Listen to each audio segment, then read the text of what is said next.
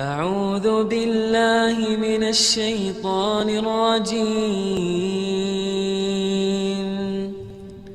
بسم الله الرحمن الرحيم.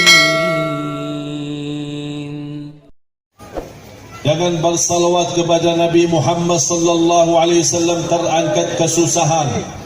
Jangan berbanyak salawat kepada Nabi Muhammad terlunas hutang. Jangan berbanyak salawat kepada Nabi Muhammad dijamin dapat syafaat. Jangan banyak salawat kepada Nabi Muhammad diampuni dosanya. Jangan berbanyak salawat kepada Nabi Muhammad terkabul hajatnya. Apapun hajat kita, silahkan disalawatin, insyaAllah terkabul. Orang tuanya sedang sakit, apalagi sakitnya parah, bersalawat. Guru saya mencerita, ketika beliau operasi masuk rumah sakit, operasi jantung. Habis operasi jantung terjadi kesalahan, diperiksa ternyata tergentalan darah di dalam saluran jantung. Jadi mereka pada bingung terjadi ini. Ada seorang perawat langsung mengingatkan, "Hei guru, insya-Allah ada jalan mudah. Jangan difikirkan, tapi ingatlah salawat kepada Nabi Muhammad." Kemudian dia pergi. Beliau langsung bersalawat.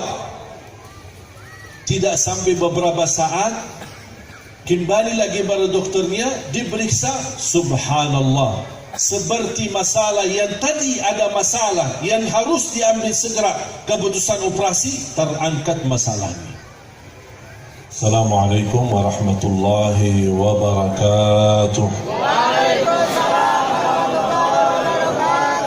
Rasulullah sallallahu alaihi wasallam bersabda di hadis yang sahih, "Man shalla alayya fil yawmi wal layla 10 marratin kutibat lahu syafa'ati yawmal qiyamah."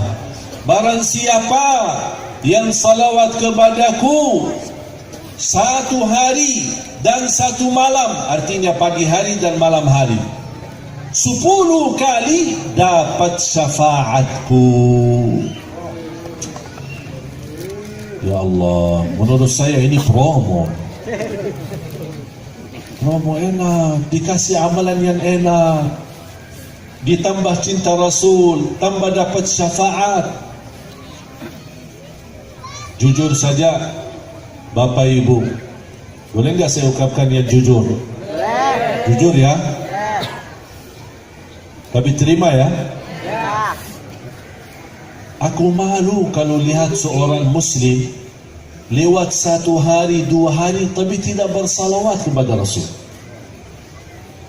Juga silahkan tanya diri, berapa hari lewat tidak bersalawat? Dan subhanallah, salawat enak. Kalau salat mungkin merasa berat, harus wudu, menghadapi kiblat, proses. Tapi kalau bersalawat enak.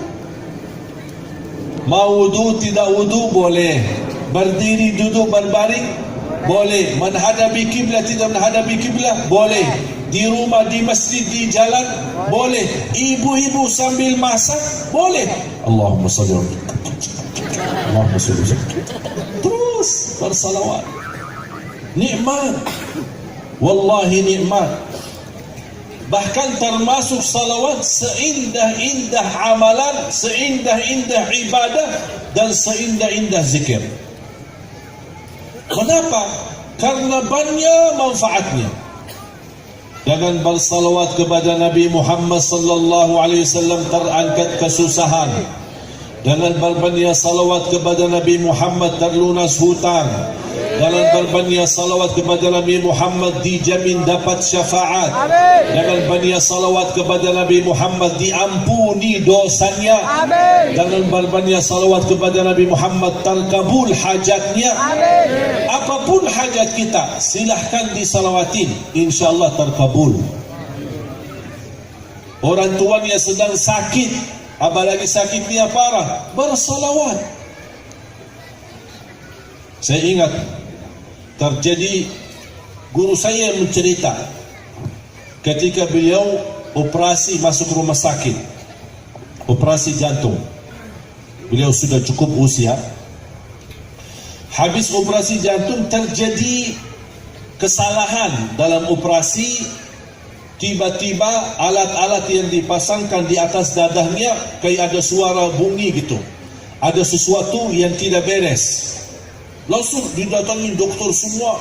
Ada apa ini? Ada apa ini? Habis diperiksa, ternyata tergentalan darah di dalam saluran jantung. Yang secara medis memang harus dioperasi, tapi juga secara medis kalau habis operasi jantung tidak bisa operasi lagi. Harus menunggu 24 jam sampai 48 jam. Artinya 1 sampai 2 hari supaya bisa diadamkan dan telan baru dioperasi lagi. Jadi mereka pada bingung terjadi ini. Guru saya melihat, memang beliau tidak bisa berbicara banyak, tapi melihat dari mata para doktor yang hadir, mereka kebingungan apa yang kita harus lakukan. Akhirnya beliau sepertinya faham ada masalah, ada sesuatu. Kata beliau, di saat itu saya sudah menyerahkan diri kepada Allah. Ada seorang perawat, subhanallah juga perawat yang salihah, langsung mengingatkan, "Hei guru, insya Allah ada jalan mudah. Jangan difikirkan, tapi ingatlah salawat kepada Nabi Muhammad." Kemudian dia pergi. Para dokternya juga pergi untuk mengambil keputusan. Mereka rapat mendadak untuk mengambil keputusan apakah dioperasi lagi atau bagaimana. Dibiarkan seperti ini. Beliau langsung bersalawat.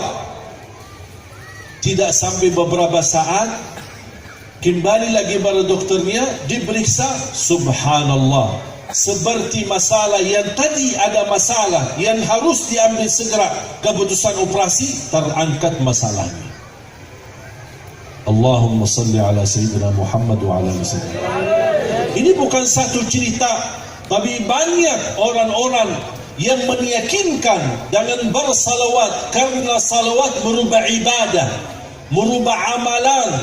Dan barang siapa yang meyakinkan amalan ini akan Allah kabulkan hajatnya, berarti akan terkabul hajatnya. Tapi jangan ada bahasa, aku mau coba ya. Coba dulu ya. Tak ada kata coba-coba kalau sama amalan. Amalannya kalau kita yakini akan Allah mudahkan, kabulkan, pasti akan kita dapat. Belum lagi setiap kali salawat kepada Nabi Muhammad SAW, kita mendapatkan 10 rahmat dari Allah Subhanahu Wa Taala.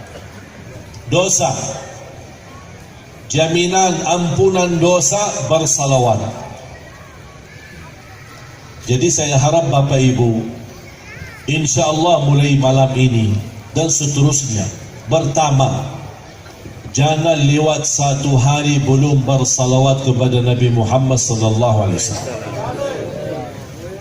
Setuju? Siap?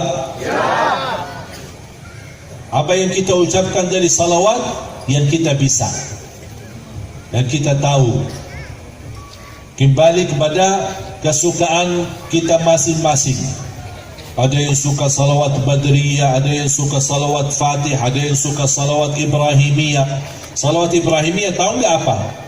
Yang kita baca dalam salat disebut oleh ulama salawat Ibrahimiyah. Kenapa disebut salawat Ibrahimiyah? Karena di situ ada nama Nabi Ibrahim alaihissalam. Mana yang kita bisa? Silahkan. Yang penting jangan lewat 1 hari dan 1 malam belum bersalawat kepada Nabi Muhammad SAW. Lebih khusus lagi, lebih fokus lagi, lebih memberikan perhatian lagi di malam Jumat dan di hari Jumat. Makan bagi tangan kanan. Mengapa? Saya ingin mengikuti Nabi Muhammad. Bukan karena tangan yang kanan itu lebih baik. Itu memang hal sudah biasa. Tapi yang saya ingin, angkatlah di hatimu, aku mengamalkan ini karena ingin meniru Nabi Muhammad SAW. Pakai baju, pakai tangan yang Karena baru menapa? Rasakan di hati, karena itulah yang dilakukan oleh Nabi Muhammad sallallahu alaihi wasallam. Kalau pas mandi siram air ke sebelah kanan, baru ke sebelah kiri, baru ke seluruh badan. Menapa? Karena Rasulullah suka mandi seperti itu. Kalau pakai kaos kaki, yang kanan dulu, baru yang kiri. Pakai sepatu, pakai sandalnya, masuk rumah, masuk WC, pakai yang kiri. Kemudian baru yang kanan. Kalau keluar, yang kanan dulu, baru yang. Menapa saya lakukan ini? Bukan soal ini baik atau ini buruk, tapi saya melakukan ini karena Rasulullah suka melakukan seperti ini. Kalau kita bisa hadirkan ini selalu dalam hati, subhanallah, akan semakin bertambah cinta kita kepada Nabi Muhammad SAW. Termasuk pas kita lagi makan yang sudah ada di depan, yang sudah disediakan. Jangan kita makan, kalau kita di Arab, makan satu numpang ya, satu porsi atau satu numpang besar, kita bersama-sama makan. Diajarkan oleh Nabi SAW kalau makan, yang ada di depan. Jadi jangan dagingnya di sana gitu. Oh, lupa, maaf ya. Itu dah sopan. Makanya di Indonesia nampaknya menghindari, udah piring masing-masing daripada pusing Pak. Silahkan ambil kesukaanmu Pak. Kalau tradisi di Arab memang tidak terbiasa seperti di Indonesia, masing-masing. Ini menurut saya, mengapa di Indonesia tradisinya masing-masing pakai piring sendiri? Menghindari supaya tidak membuat orang tersinggung atau itu menurut saya ya. Indonesia merasa lebih sopan kalau masing-masing daripada ini ribut-ribut makan ini diambil salah makan. Tapi subhanallah, apalagi kalau kotak nasi kan pas Ramadan kan suka dibagi kotak nasi sahur atau pas buka puasa. Subhanallah, tapi masih ada yang suka mata panjang. Ada mata panjang. Ya, pas di masjid dibagi-bagi kan kotak-kotak masing-masing.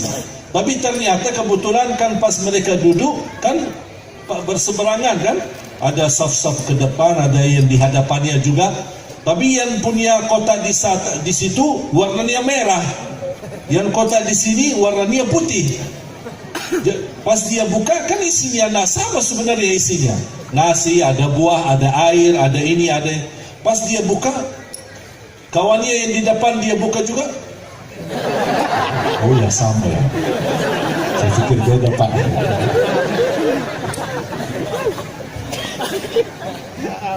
Makanya kalau kita di Arab, saya masih ingat pas Ramadan, kadang-kadang suka Ramadan di Masjid Nabawi.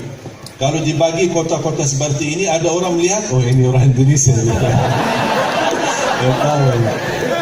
Dari Indonesia Pak, ya dari Indonesia. Oh tahu, saya tahu Pak.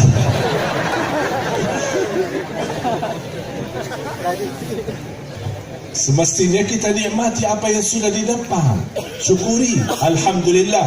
Karena isi ini sama isi itu sama sebenarnya, cuma beda warna kotaknya. Makanya subhanallah, kalau kita nikmati apa adanya, subhanallah, syukuri. Bunya rumah, ingat, jangan melihat rumah yang lebih besar, tapi ingat ada orang belum punya rumah.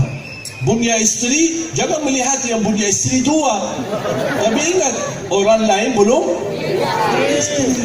Ya begitu, biar nikmat, biar ibu juga tak pusing. Bapak Ibu jamaah sekalian, indah kalau kita bisa meniru Nabi Muhammad dalam kehidupan kita. Sederhana, tapi wallahi di perasaan hati nikmat. Dari segi makan, minum, mandi, beraktivitas. Kalau kita juga di jalan, Rasulullah SAW kalau berjalan menuju masjid atau kemana saja, ada melihat sampah, melihat sesuatu yang mengganggu perjalanan orang lain, Rasulullah SAW suka angkat, geserkan, menjaga kebersihan supaya orang lain lewat tidak terganggu. Ini kan sifat Nabi Muhammad SAW. Bahkan bukan hanya kita meniru Nabi Muhammad, kita dapat pahala. Imatatul adha 'anit tariqi sadaqah. Menggeserkan sesuatu yang mengganggu orang lain di jalan, itu merupakan amalan sedekah. Mengapa saya lakukan itu? Karena Rasulullah sallallahu alaihi wasallam suka melakukan. Ada orang melihat, kenapa Bapak angkat sampah? Ini kan mengganggu orang lain. Hebat juga ya. Biarin dipuji. Biar karena kita tidak semata-mata karena orang. Kita melakukan ini karena Allah dan ingin meniru Nabi Muhammad. Kalau ada orang melihat kita dan memuji perbuatan kita, itu bukan riya. Karena kita tidak minta dipuji, tapi pas kita lakukan kebetulan lagi dipuji. Biarkan saja apa yang dikatakan oleh manusia. Orang yang ikhlas, tahu nggak tandanya apa? Ada satu tanda orang yang bisa dikatakan ikhlas. Kalau dipuji atau dicaci maki, sama di perasaan. Dia tak peduli. Dipuji ya terima kasih, di macam-macam, dihina, difitnah, biarkan saja. Dia tak peduli. Yang dia pedulikan, yang dia cari nilai hanya ridha Allah. Allah ridha, sudah selesai, tak usah dibahas. Orang lain tidak suka, biarkan. Apa komentar mereka, tak usah direspon. Kalau setiap orang komentar dan kita sambil menyakiti perasaan kita, dan kita tidak mau sabar, dan kita mau balas, mau hujat, mau macam-macam, berarti tidak habis. Tak akan selesai kerjaan kita. Kemarin ada orang datang, ini ada ustaz, ini macam, apa urusan saya sama ustaz? Sudah, tak usah bicara. Saya tidak mengharapkan ada orang berkata baik atau buruk. Yang saya harapkan apa Allah ridha atau tidak ridha. Dan yakini Bapak Ibu, kalau anda melakukan kebaikan lillahi ta'ala, walaupun orang lain komentarnya buruk, jangan direspon, biarkan saja. Karena anda melakukan karena Allah. Ada orang kemarin bertanya, maaf Ustaz, kenapa kalau saya suka melakukan kebaikan, tapi komentar orang kadang-kadang tak enak, bikin kesel. Saya berkata, kamu lakukan ini karena siapa? Karena Allah tidak? Dia bilang, ya karena Allah. Ya udah, kalau memang karena Allah, tak usah dengar apa kata manusia. Manusia puji, manusia senang, manusia tidak senang, tak usah diperhatikan. Faham Bu? Ibu melakukan sesuatu karena Allah untuk suami. Suaminya tak senang, ya udah biarin. Yang pusing siapa? Yang pusing siapa? Ya suami. Berbakti baik sama orang tua. Ada orang yang suka bertanya, berbakti baik terhadap orang tua kan wajib. Mohon maaf, orang tua yang seperti apa? Apa kaitannya?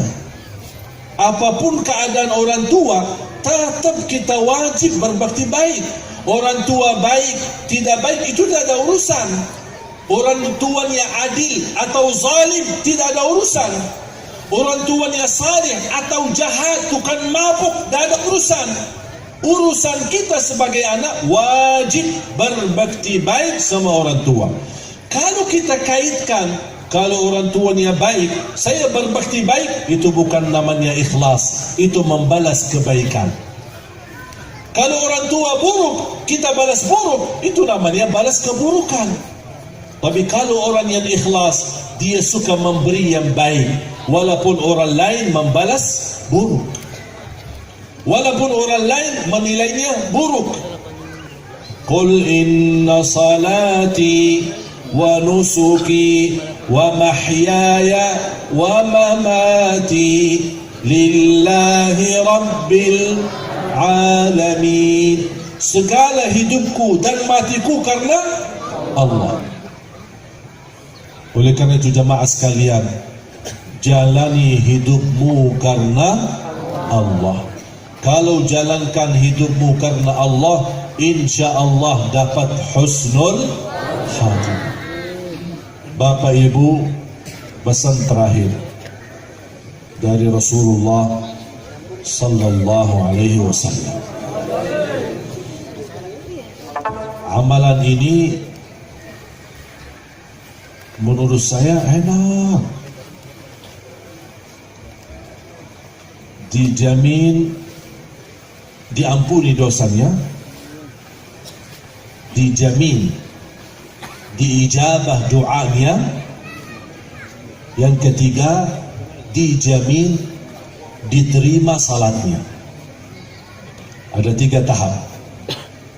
Dijamin diampuni dosanya, diijabah doanya, diterima salatnya. Ada amalannya dan ada tahapnya. Kalau kita lakukan tahap pertama, diampuni dosanya. Kita lanjut ke tahap kedua, berarti diijabah doanya. Kalau kita lanjut lagi ke tahap ketiga, berarti diterima salat. Apa amalan itu? Rasulullah sallallahu alaihi wasallam, kalau saya sebut nama Nabi Muhammad, wajib kita? Bukan sunnah, wajib. Kalau tidak bersalawat, berarti kita termasuk orang yang kikir. Kikir. Mau nggak jadi kikir?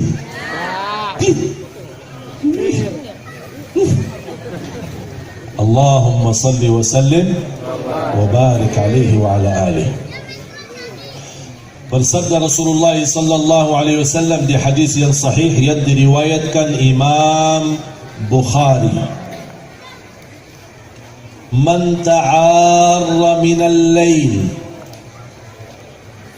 thumma qala la ilaha illallah wahdahu la sharika lah lahul mulku wa lahul hamd wa huwa ala kulli shay'in qadir subhanallah walhamdulillah wa la ilaha illallah wallahu akbar wa la hawla quwwata illa billah Allahumma ighfir li. Allahumma, tahu nggak artinya Allahumma ighfir li? Tahu nggak? Allahumma ighfir li, ya Allah ampunilah. Rasulullah sallallahu alaihi wasallam bersabda di hadis yang sahih yang diriwayatkan Imam Bukhari, barang siapa yang bangun tengah malam, bangun kaget, dikejar anjing, mimpi, bisa nggak terbangun? Terbangun. Bangun karena mau WC, buang air, bangun karena mau berpaling dari kanan ke kiri atau dari kiri ke kanan. Kadang-kadang kita agak sadar sedikit kan, baru lanjut tidur. Di situ sebelum lanjut tidur ada amalan. Jangan lupa. Apa kata Rasul? Barang siapa yang tiba-tiba bangun tengah malam, apapun alasannya, bangun karena mau tahajud, bangun karena mau masuk kamar mandi, bangun karena apapun alasannya, kata Rasulullah, sebelum bergerak dari tempat tidur, ucapkan amalan ini. Apa ya Rasulullah kami ucapkan? Ikuti saya. La ilaha illallah wahdahu la syarika lah lahul mulku wa lahul hamdu wa huwa ala kulli syai'in qadir subhanallah walhamdulillah wa la ilaha illallah wallahu akbar wa la hawla wa la quwwata illa billah. Allahumma ighfirli. Kata Rasulullah, barang siapa yang bangun tengah malam kemudian membaca zikir ini sampai dia berkata Allahumma ighfirli, diampunilah. Diampuni, bukan akan diampuni, tapi kata Rasul diampunilah. Ini tahap pertama. Kalau baca zikir ini sambil berkata Allahumma ighfirli. Sudah hafal belum? Hah? Soalnya setelah ngantuk ini Pak. Jadi ada yang kita hafal, ada yang lupa. Padahal menurut saya zikir itu sederhana. Semuanya pasti hafal kalimat la ilaha illallah yang panjang kan? Ya udah saya ulang lagi ya. Yang promo tidak apa-apa. Saya sebutin satu, Anda dapat dua. Saya sebutin 2 kali, berarti sudah faham? Perlu nggak 3 kali? Perlu juga. Berarti boleh juga 3 istri. Kan kalau bahasa Indonesia, saya teliti kadang-kadang bahasa Indonesia. Namanya disebutin kan, kalau laki-laki suami, kalau perempuan istri, ya, istri. Apa tri itu? Oh, saya teliti bahasa tri, bahasa Inggris. Istri berarti selama ini S1 ya. Mudah-mudahan Bapak Ibu bahagia selamat dunia akhirat. Yang sudah berkeluarga insyaallah sakinah mawaddah rahmah. Yang belum berjodoh mudah-mudahan dapat jodoh yang baik. Yang menenangkan hati. Amin ya rabbal alamin. La ilaha illallah wahdahu la syarika lah. Lahul mulku وله الحمد وهو على كل شيء قدير سبحان الله والحمد لله ولا إله إلا الله والله أكبر ولا حول ولا قوة إلا بالله Allahumma ghafirli. Sudah hafal? Coba angkat tangan yang sudah hafal. Angkat tangan. Hah? Dari adik-adik, ada yang hafal dari adik-adik? Adik-adik yang sudah hafal mana? Coba. Yuk. Bu sudah hafal? Sudah? Bisa nggak bacain? Coba. Boleh berdiri?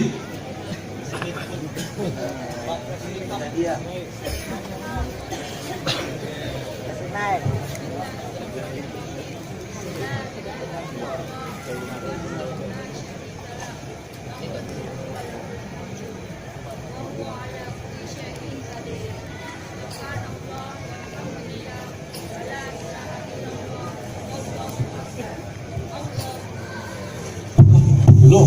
Cek. Ketinggalan.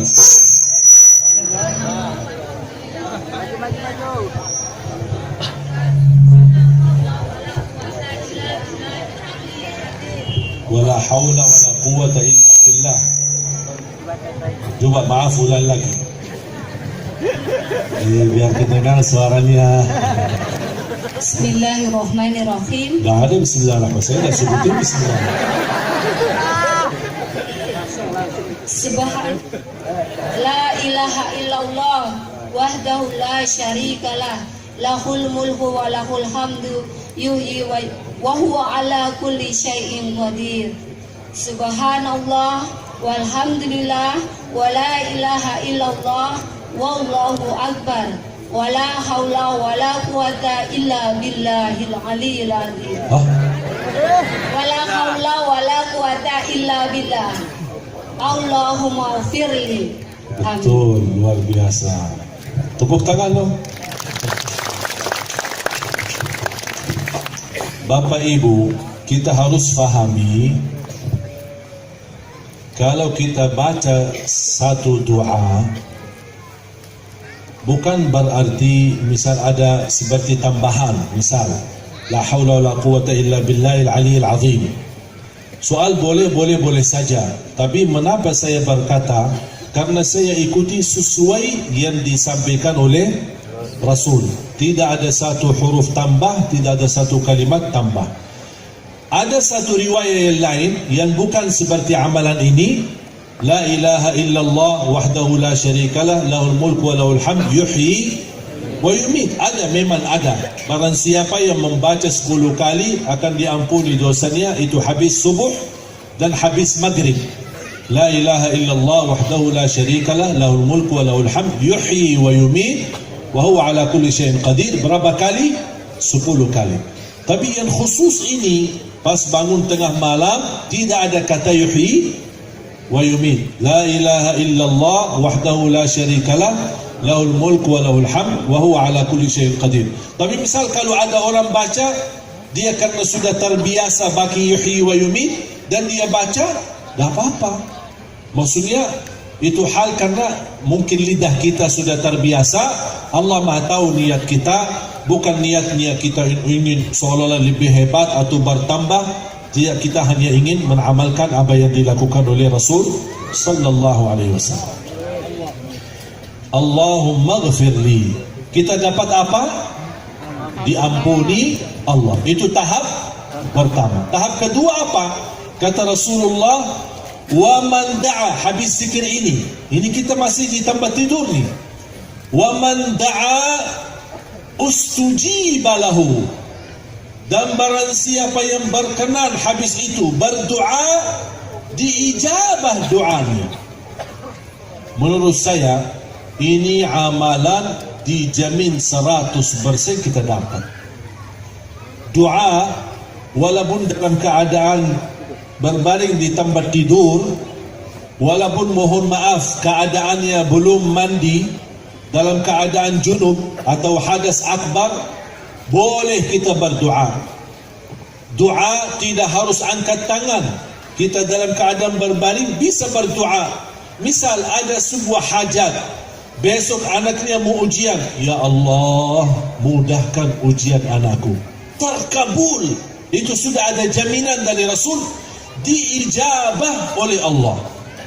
Doa itu tidak harus panjang. Doa walaupun hanya sebuah kata, satu kata, sesuai hajat kita, keinginan kita.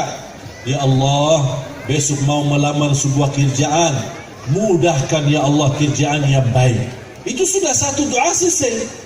Kemudian habis itu lanjut tidur, boleh. Faham?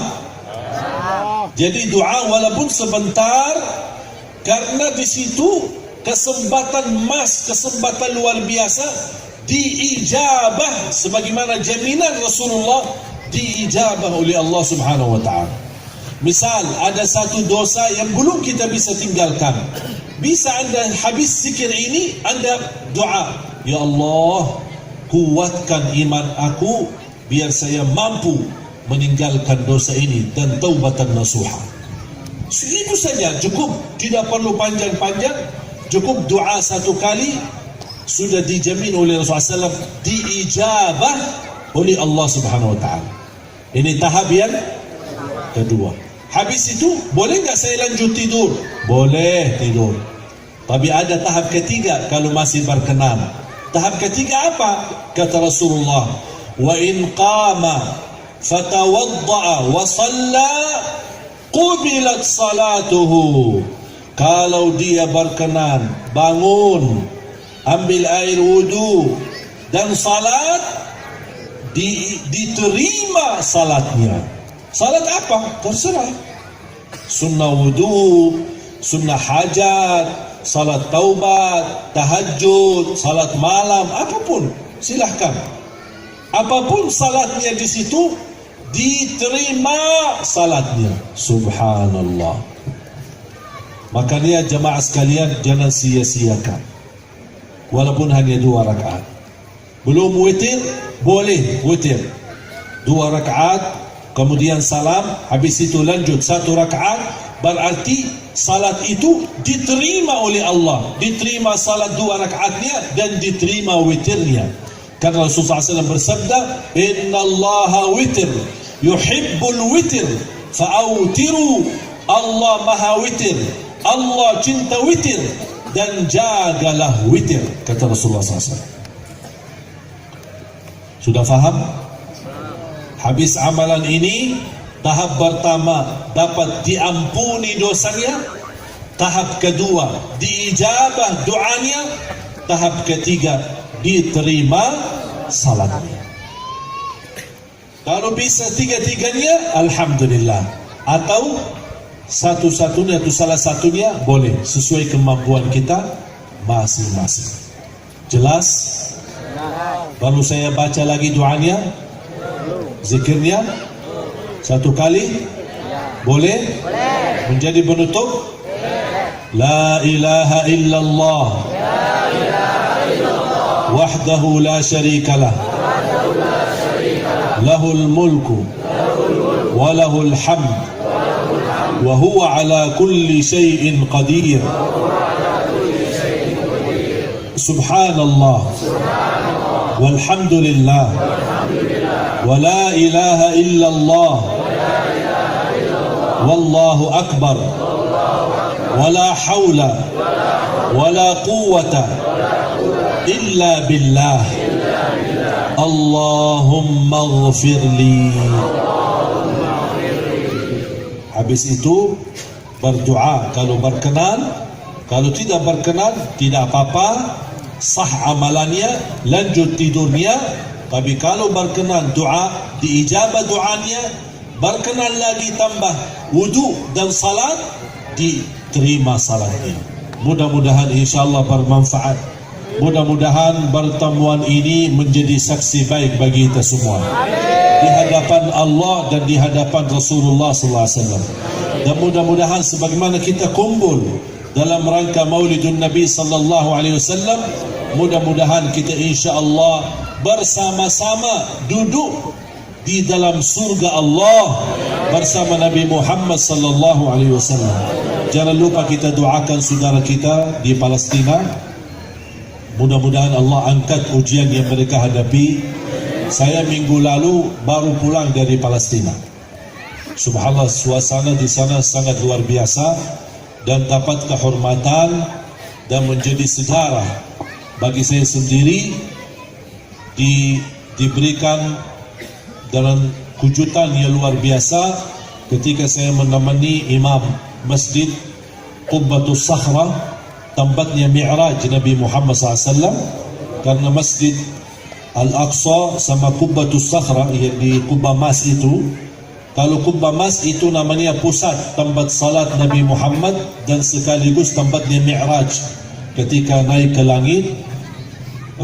Saya jujur saja terkejut ketika ditemani imam masjid di sana, kemudian diajak salat maghrib. Saya temani ke masjid. Banyak juga jamaah, ada dari Indonesia, Malaysia, dari Turki, dari India, dari Inggris, dari Prancis, dari beberapa negara. Semuanya orang Islam datang. Kemudian pas habis iqamat salat maghrib, malah beliau dorong saya ke mihrab untuk mengimami salat maghrib. Dan alhamdulillah, kemuliaan yang luar biasa bagi saya, kenikmatan luar biasa dapat kesempatan mengimami maghrib dan isya di tanah suci Baitul Maqdis Al-Quds. Mudah-mudahan insyaAllah menjadi barakah bagi saya dan menjadi barakah bagi kita semua. Amin ya rabbal alamin.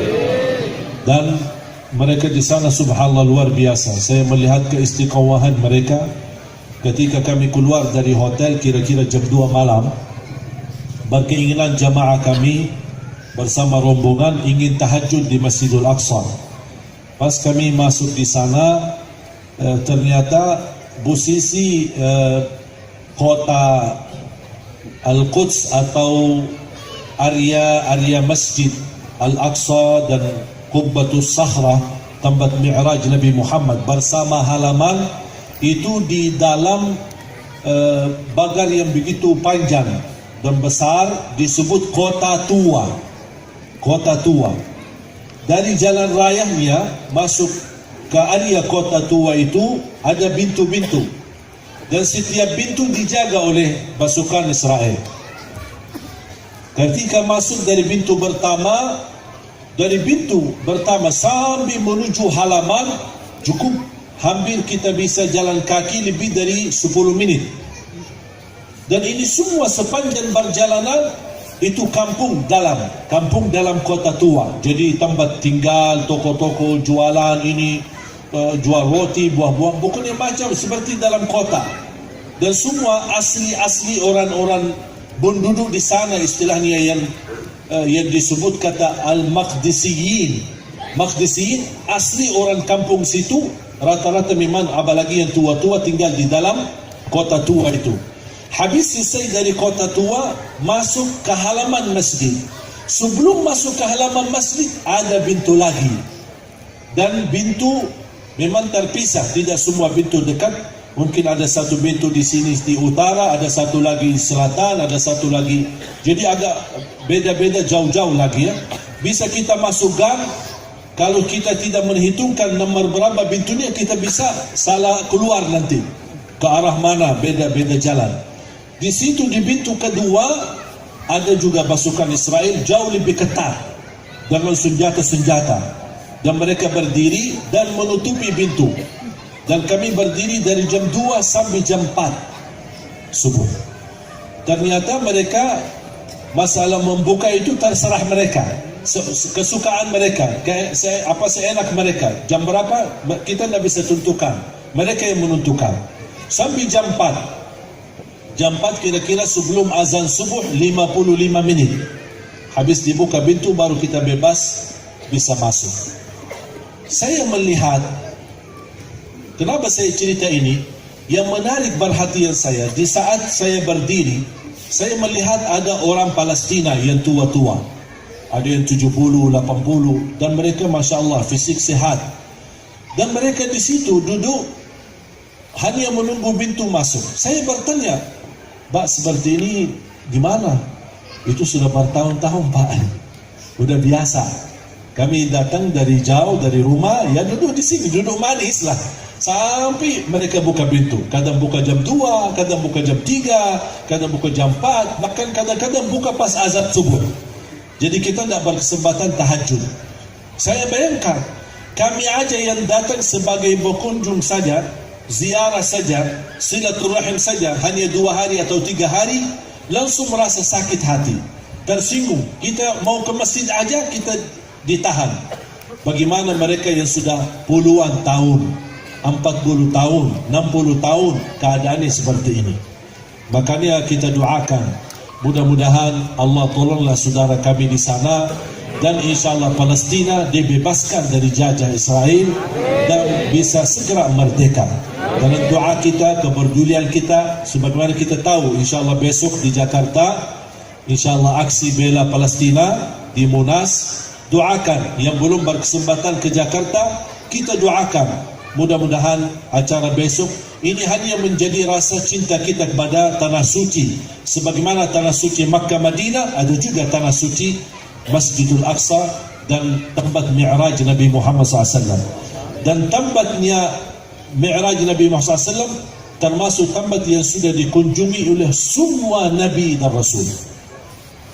Kalau Masjid Nabawi adanya di zaman Nabi Muhammad, kalau Masjidul Haram dan Masjidul Aqsa adanya di zaman dulu.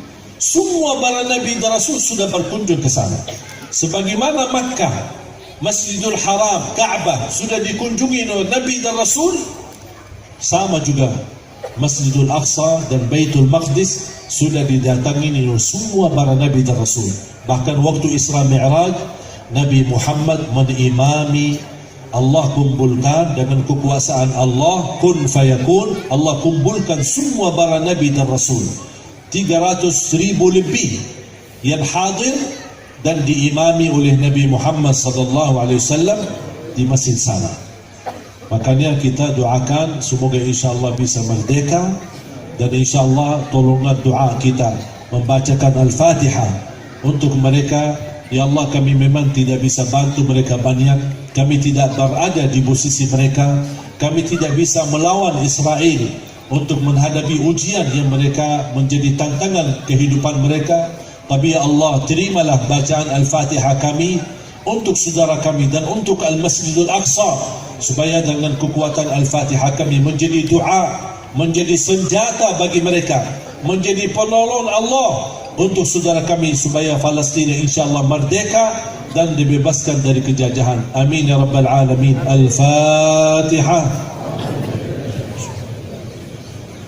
Alhamdulillahi Rabbil Alamin, Ar-Rahmanir Rahim, Maliki Yawmiddin, Iyyaka na'budu wa iyyaka nasta'in, Ihdinas siratal mustaqim, siratal ladzina an'amta 'alaihim, ghairil maghdubi 'alaihim waladdallin. Amin, amin. Bismillahirrahmanirrahim. Alhamdulillahi Rabbil Alamin, hamdan katsiran tayyiban mubarakan fi mubarakan 'alaihi kama yuhibbu rabbuna wa yarda. اللهم صل على سيدنا محمد وعلى آل سيدنا محمد وسلم تسليما كثيرا مزيدا برحمتك يا أرحم الراحمين. اللهم يا الله، اللهم يا الله، اللهم يا الله، berilah kepada kami petunjuk kepada jalan yang lurus. Ihdinas siratal mustaqim, ihdinas siratal mustaqim. Ya Allah, ampuni segala dosa kami. Ya Allah, sembuhkan penyakit kami, sihatkan badan kami, kabulkan segala hajat kami. Di antara yang hadir, yang sakit, sembuhkan penyakitnya. Yang punya hutang, lunasi hutangnya. Yang berkeinginan ke tanah suci, haji dan umrah, berikan dan kabulkan hajatnya. Bisa ke tanah suci, haji dan umrah, dan ziarah Nabi Muhammad sallallahu alaihi wasallam. Birahmatika ya arhamar rahimin. Allahumma ya Allah, atas izinmu kami sama-sama berkumpul di majlis ini. Ya Allah, atas izinmu berilah kepada kami kemuliaan, sama-sama jumpa lagi di dalam surgamu ya Allah, bersama Nabi Muhammad sallallahu alaihi wasallam. Allahumma ighfir lil muslimin wal muslimat wal mu'minin wal mu'minat al ahya'i minhum wal amwat. Ya Allah, tolonglah saudara kami di Palestina, saudara kami di Yaman, saudara kami di Iraq, saudara kami di Mesir, saudara kami di Libya. Ya Allah, angkat segala ujian dan bala. Ya Allah, ya Dzal Jalal wal Ikram. Ya Allah, rapatkan saf-saf kami umat Islam di Indonesia. Ya Allah, rapatkan hati kami ya Allah, agar saling memuliakan, saling mencintai dan saling menutupi kekurangan. Ya Allah, kuatkanlah ulama kami, para habaib kami. Satukanlah mereka agar mereka mampu memimpin kami menuju kebahagiaan dunia akhirat, keselamatan dunia akhirat. Ya Allah, lindungi ulama dan habaib kami dari segala macam fitnah, dari segala macam bala, dari segala macam musibah. Birahmatika ya arhamar rahimin. Berikan kepada kami ya Allah pemimpin yang takwa, pemimpin yang adil, pemimpin yang amanah, pemimpin yang jujur, pemimpin yang ikhlas melayani rakyatnya ya Dzal Jalal wal Ikram. Ma'murkan negeri kami Indonesia. Ya Allah, amankan aksi bela Palestina besok ya Allah. Aman, ma'mur, sejahtera, damai, tertib ya Dzal Jalal wal Ikram. Birahmatika ya arhamar rahimin. Ya Allah, jadikan negeri kami Indonesia baldatun tayyibah wa rabbun ghafur. Ya Allah, berikan kepada kami, keluarga kami, anak-anak kami menjadi anak penghafal Al-Quran, anak dan cucu yang mampu menjaga nama baik keluarga kami, anak dan cucu yang salih salihah, anak dan cucu yang membanggakan kami di hadapan-Mu hari kiamat. Birahmatika ya arhamar rahimin. Ya Allah, kami berkumpul di sini untuk menunjukkan rasa cinta kami kepada Nabi Muhammad sallallahu alaihi wasallam.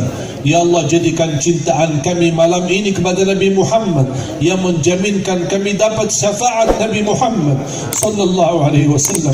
Bi rahmatika ya arhamar rahimin.